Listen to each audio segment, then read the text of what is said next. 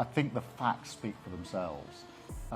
As I've said on a number of occasions, for a typical family wanting to pass on through the family, which is a typical case, completely understood. Elon Musk have described it as a fascist government, but you know, Kier Starmer was elected this summer, and if he doesn't get things right, he'll be kicked out in 4 years' time. That's not really fascism.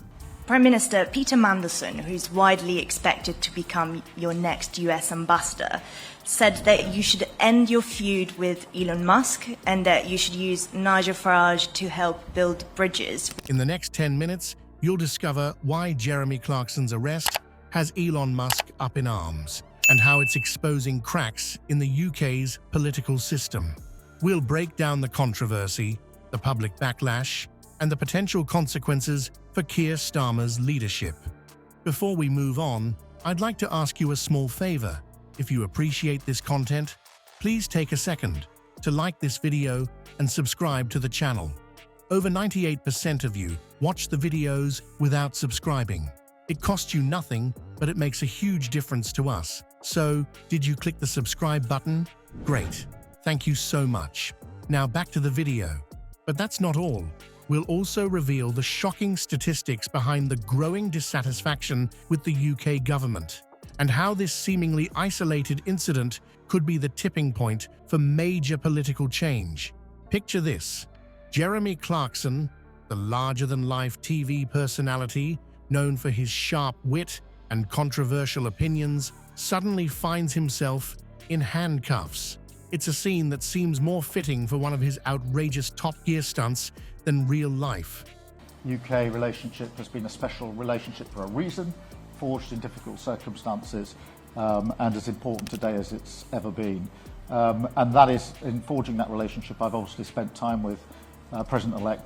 Liberal sort of groups, liberal's a nice word, I don't like that word, the sort of weirdo sort of left groups that you could find to sort of prove that you were not a person who supported apartheid. We never supported apartheid, really. Jeremy Clarkson's been at this protest in Whitehall with the farmers, and he says that 96% of farmers will be affected by this tax change, and he asked the crowd to raise their hand if they were affected, and almost everybody did. But on that fateful day, reality took an unexpected turn.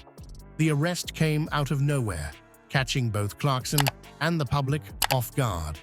As news spread, confusion and disbelief rippled through social media. How could someone of Clarkson's stature be arrested? What on earth had he done? As it turns out, Clarkson was detained under the Public Order Act, a piece of legislation that allows for arrests when someone is deemed to be breaching the peace. But the circumstances surrounding the incident were murky at best. Eyewitnesses reported a sense of bewilderment, struggling to understand what exactly had transpired to warrant such drastic action. The arrest of a high-profile figure like Clarkson isn't just unusual, it's downright extraordinary. This isn't some random bloke being hauled off the street. We're talking about one of Britain's most recognizable faces, a man whose opinions, for better or worse, have shaped public discourse for decades. As more details emerged, conflicting accounts began to surface.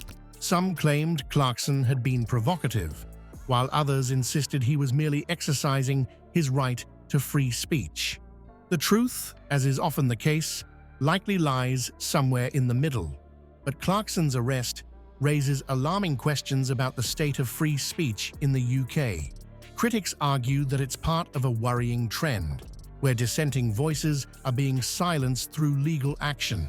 After all, in the UK, you can face up to 6 months in jail for social media posts deemed grossly offensive or menacing. It's a sobering reminder that even in a democracy, the boundaries of free expression can be surprisingly narrow. As the dust settled, it became clear that Clarkson's arrest was more than just a celebrity scandal. It had become a flashpoint for broader political tensions, a symbol of growing frustration with perceived government overreach. People from all walks of life began to question, if someone like Clarkson can be arrested, what does that mean for the average citizen? And that's where Elon Musk enters the picture. Never one to shy away from controversy, the tech billionaire saw in Clarkson's arrest an opportunity to challenge the UK political establishment. As we'll see, Musk's intervention would turn this local incident into an international spectacle, pitting him against none other than Labour leader Kier Starmer in a war of words that would captivate the world. When Elon Musk tweets, the world listens. But his scathing critique of Kier Starmer wasn't just another celebrity hot take. It was the opening salvo in a battle that would pit Silicon Valley innovation against British political tradition, and caught in the crossfire an unlikely alliance of farmers and pensioners. Musk's entry into the UK political arena was as unexpected as it was explosive.